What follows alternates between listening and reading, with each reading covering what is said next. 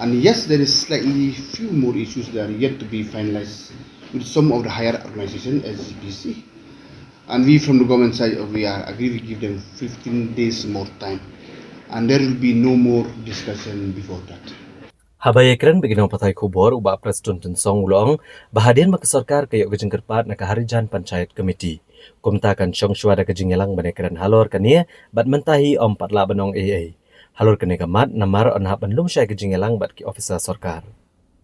Keharijan panchayat komiti hak arpun ruk terik unailar arhajar arpusau kalapan por hado unailur nagabentaban bishar halor ke blueprint nagabentaban Pynkynriah ikilai spasok artli kilong yeng na them yo molong.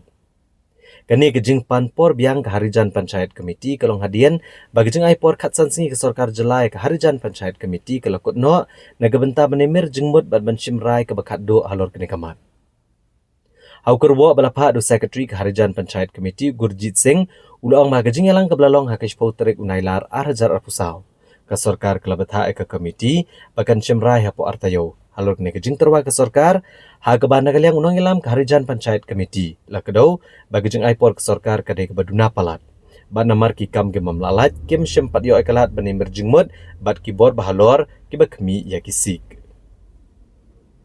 I think we will sit down within this week itself among ourselves, then we will take a call and decide. But sir, the government has decided not to have any more discussion beyond 15 days, sir? Yes, of course we have done that, but again we received the request from their side that they need one more meeting. So for that, as I said to you, I'll not say anything right now because I need to call a departmental meeting. Then we sit down and then we'll decide. Habakali halor kejeng penjelan ki election nagabenta ke Khasi Hills bat ke Jantia Hills Autonomous District Council. Ubah Presiden Tensong ubah kemiru ia ketenat District Council Affairs ulang basyan ke sarkar kan sapa ano ulat ke jelai gi bil bala menjur dagi artli ki Autonomous District Council ke jela. Kenang banyo agijing menjur halor ke kaipot jang ke Delimitation Committee. Ubah Presiden Tensong ulang bahadian ba ke Khasi Hills bat ke Jantia Hills Autonomous District Council kila priang ya ke bil halor ke kaipot ke Delimitation Committee.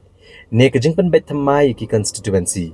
Kesarkar kan sapa anak syulat ke jela kadang banyo agijing menjur bat kesarkar kan saai kejing itu.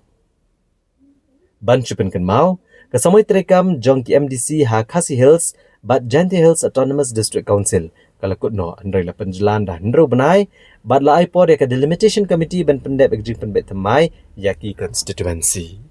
This council, both this council, Jantia and Khasi, the bill that they have already passed for that amendment of this thing, the delimitation. So now we are processing it to send it to the governor. Once the governor approve it, then we will notify.